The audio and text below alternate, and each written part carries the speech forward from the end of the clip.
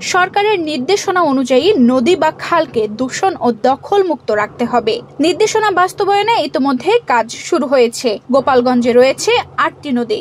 এর মধ্যে গুরুত্ব বিবেচনায় এমবিআর চ্যানেলটি দূষণ ও দখল মুক্ত করতে অগ্রাধিকার দেওয়া হয়েছে।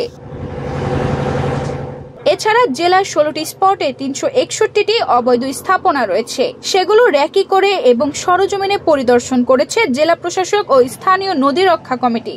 আগামী 10 ফেব্রুয়ারি থেকে উচ্ছেদ শুরু হবে। আশা করা হচ্ছে এবছরের মধ্যে উচ্ছেদ কার্যক্রম সফল করতে পারবেন নদী রক্ষা কমিটি।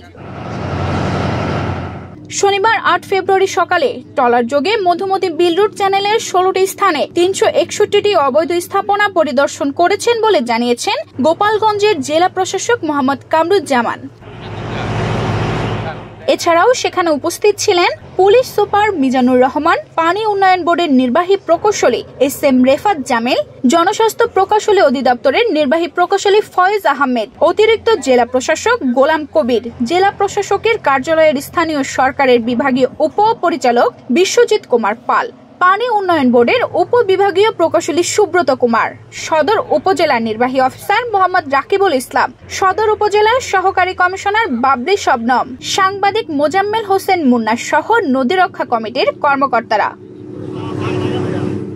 এ ব্যাপারে জেলা প্রশাসক মোহাম্মদ কামরুজ্জামান জানিয়েছেন, জেলায় মোট 8টি নদী আছে। এর মধ্যে নদী রক্ষা কমিটির পক্ষ থেকে মধুমতি বিল রোড চ্যানেলকে দূষণ ও দখল মুক্ত রাখার সিদ্ধান্ত নেওয়া হয়েছে। ইতিমধ্যে এ নদীর 16টি পয়েন্টে 361টি অবৈধ স্থাপনা চিহ্নিত করা হয়েছে। সরেজমিনে নদীতে এসে এই কমিটির সকল সদস্য এখানে ভিজিট করছি।